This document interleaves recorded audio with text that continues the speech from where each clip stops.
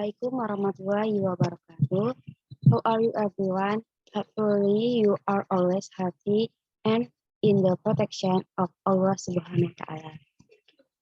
On this occasion, I will make a video guest on what has been made in the chemistry course assessment in secondary schools.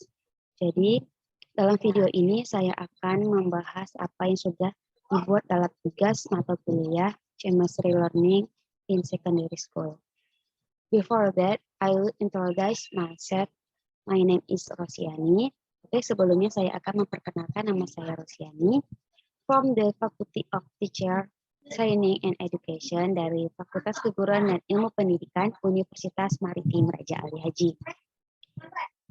The point that will discuss are lesson point 1, lesson plan, point 2, creation, point 3, making of the assessment of the instrument, point 4, preparation of learning media. Jadi poin-poin yang akan dibahas pada kesempatan kali ini, yaitu yang pertama ada lesson plan, yang kedua itu pembuatan worksheet atau lembar kerja siswa, yang ketiga itu membuat assessment instrument atau penilaian instrumen penilaian, yang keempat itu preparation learning media tentang pembuatan media pembelajarannya. Well, the first one I will discuss the lesson plan. Oke, di sini yang pertama itu saya akan membahas dulu mengenai tentang lesson plan. Oke, akan saya share screen. Oke.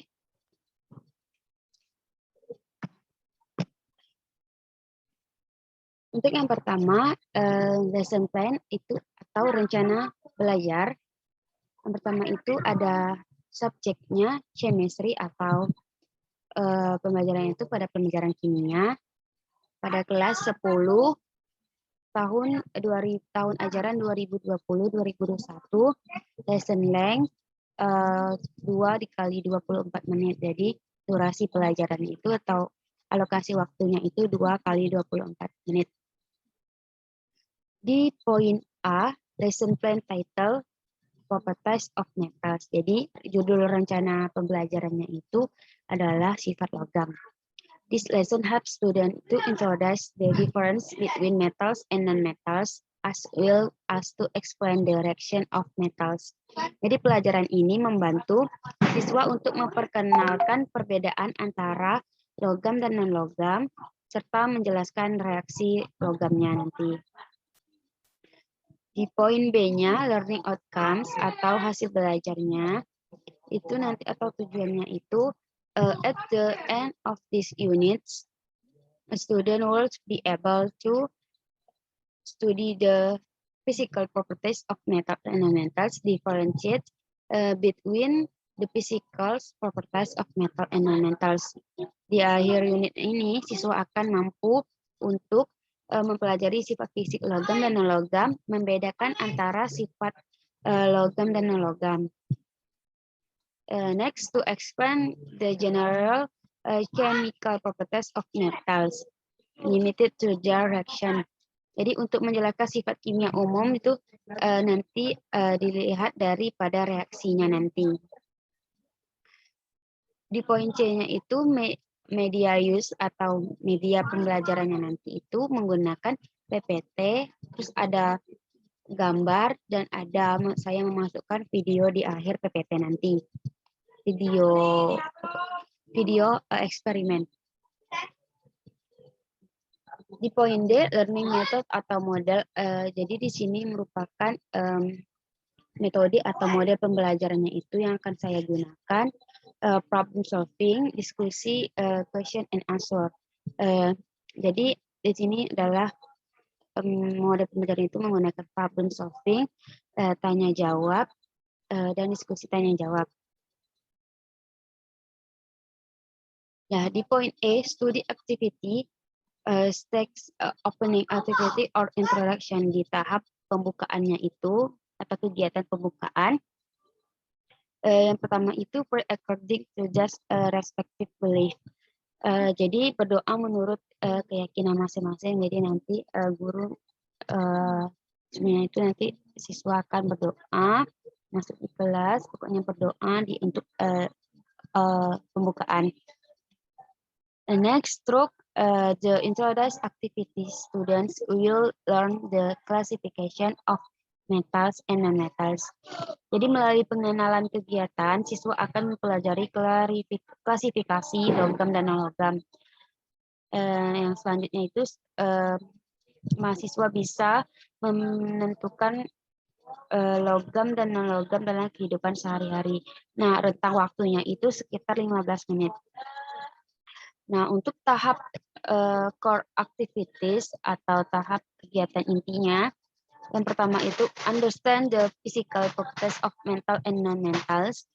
Nah, jadi di sini memahami sifat fisik logam dan non-logam. Yang kedua itu discuss the general chemical properties of the metals limited to that its reaction with the acid, cold water, and steam, oksigen. Nah, jadi diskusikan nanti guru menyuruh siswa untuk mendiskusikan sifat fisik logam dan non-logam, terus diskusi sifat-sifat kimia umum logam terbatas pada reaksinya dengan asap encer, terus reaksi dengan air dan udara, dan oksigen. Yang ketiga, student can determine metals and non-metals in everyday life. Jadi, mahasiswa dapat menentukan logam dan non-logam dalam kehidupan sehari-hari. Di tahap penutup atau kegiatan penutupannya itu, sebelumnya itu untuk kegiatan intinya itu sekitar rentang waktu 50 menit.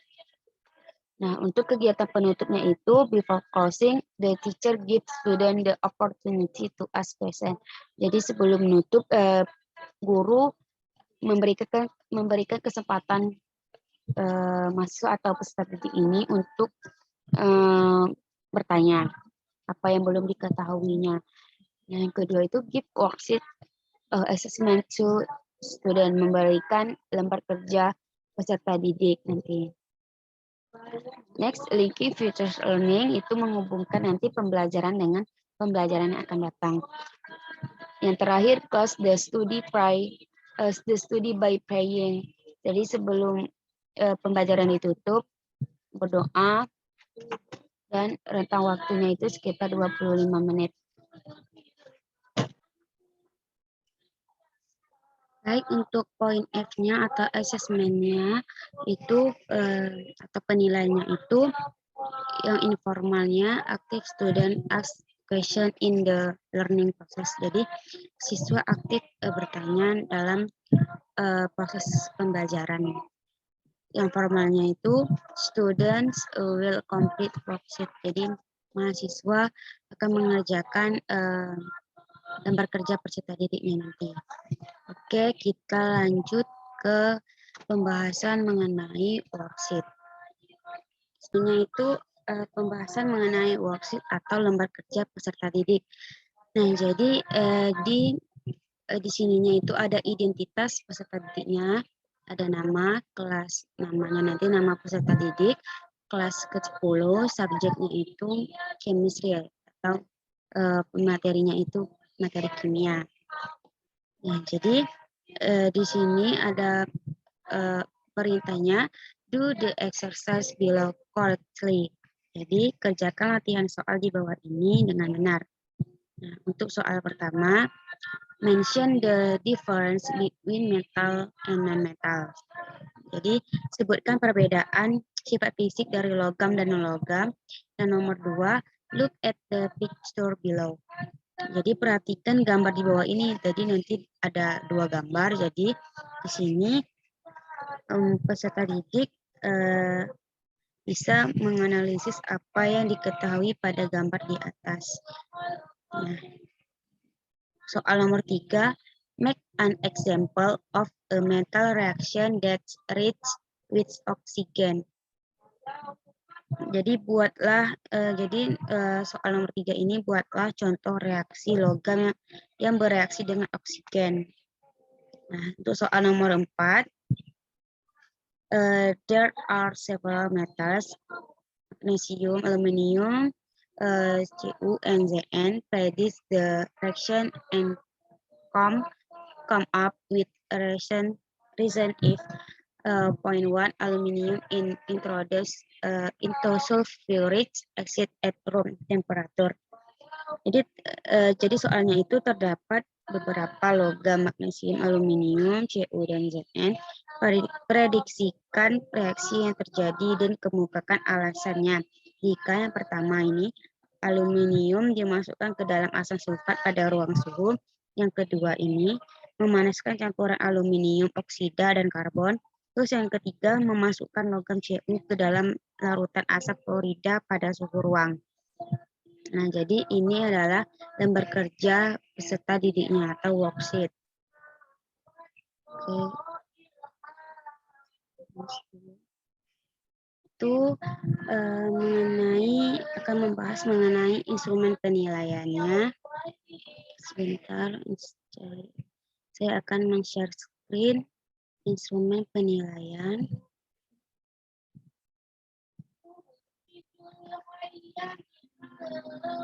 Oke.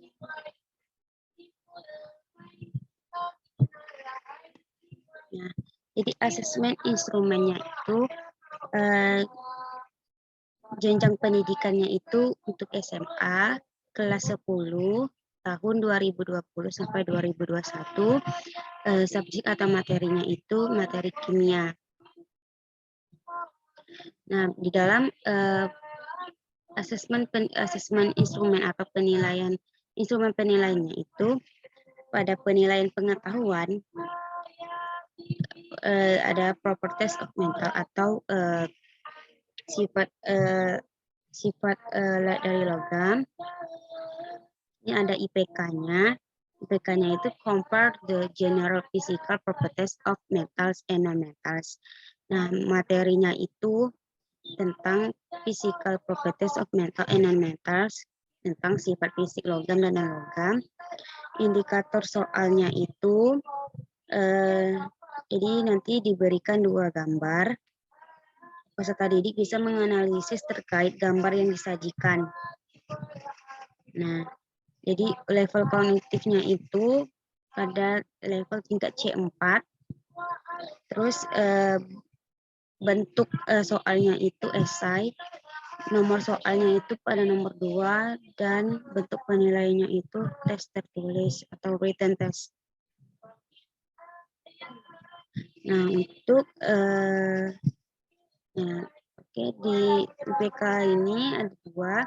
Jadi di sini there is a question students are asked to distinguish the physicals. Jadi indikator soalnya itu terdapat pertanyaan, jadi peserta didik diminta untuk membedakan sifat fisik logam dan non-logam.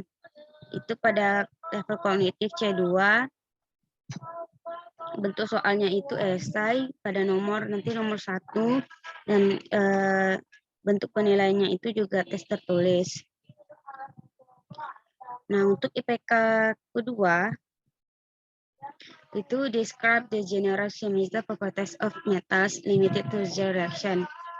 Nah, materinya itu general chemical properties of metals, sifat kimia umum logam.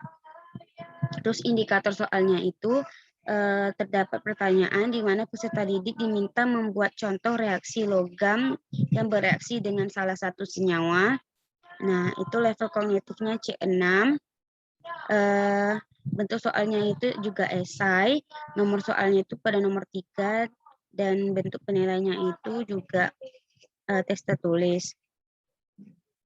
Nah, untuk selanjutnya itu ada present several statement regarding metal. The participant were asked to express their opinion on the statement.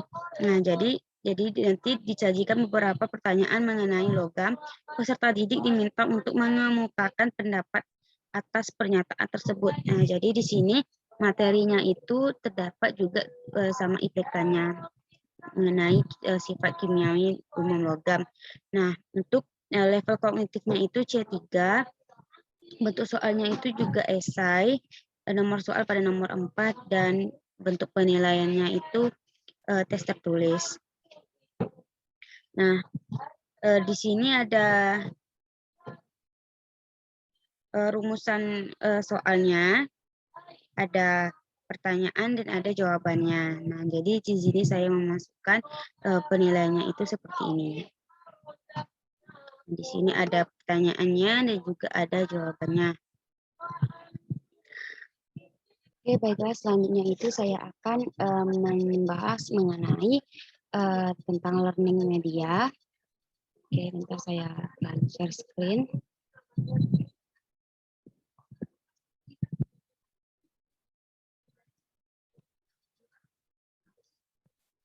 Oke, ini adalah learning medianya.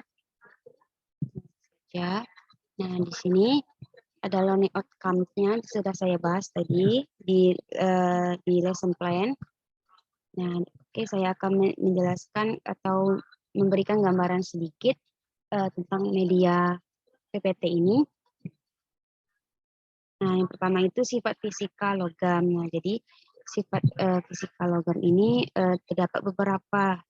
Nah, yang pertama itu dia merupakan unsur yang terdapat pada sisi kiri tabel periodik. Nah, juga pada temperatur kamar ini dia bersifat berbentuk padatan.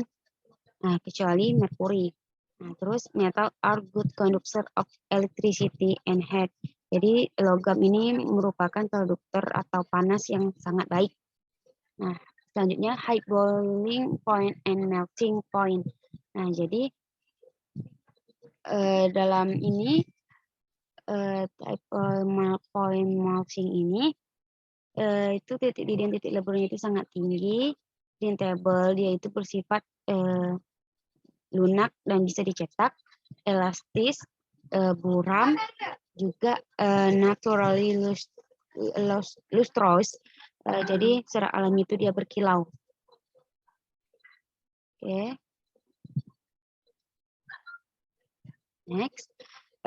Jadi sifat fisik non metals atau sifat fisik dari non logam. Nah, yang pertama itu dia merupakan unsur yang terletak di sebelah kanan tabel periodik. Yang kedua, di dalam ruangan itu dia bersifat gas. At room temperature, it is a gas. Terus selanjutnya itu poor conductor of electricity heat. Nah, jadi konduktor listriknya itu sangat buruk. Nah, low boiling and melting point ini, jadi titik didih dan titik leburnya itu sangat rendah. Non-ductile metals, jadi logamnya non logam ini dia non ulet. Tadi kan dia ulet, nih sekarang dia non ulet, tidak bisa dibentuk. Nah, jadi itu dia padatan yang sangat rapuh, tidak nyaring dan transparan. Nah, jadi ini adalah yang dikatakan konduktor yang baik itu ya karena dia bersifat logam. Nah, ini dapat tembaga, besi, kuningan, dan emas, baja, dan raksa, perak. Nah, yang dikatakan insulator itu yaitu yang merupakan sifat dari non logam. Nah, inilah dia karena dia tidak bisa dibentuk. Nah, oke, selanjutnya itu dia logam ini yang bereaksi dengan asam. Ini adalah contoh senyawanya. Selanjutnya itu ada logam yang bereaksi dengan oksigen. Jadi di dalam pada logam yang bereaksi dengan oksigen ini terdapat 3. Jadi pada senyawa oksida, pada senyawa peroksida, dan senyawa superoksida. Selanjutnya pada reaksi logam dengan air. Nah, ini adalah contoh reaksinya. Kita langsung saja ke video eksperimennya.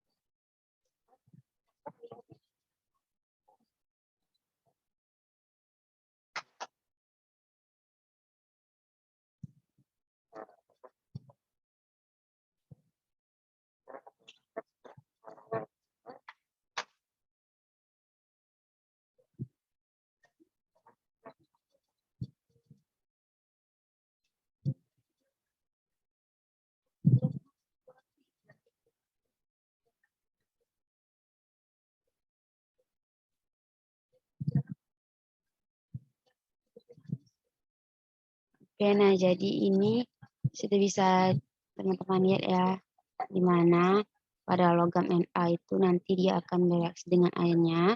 Dengan air tadi dimasukkan ke dalam wadah itu, nah, dia akan menghasilkan basa.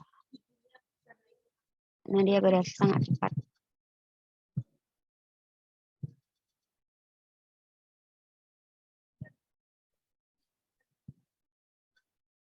Oke. Nah, alright, that's all I can say about the for discussion earlier. Moreover, I apologize for the list.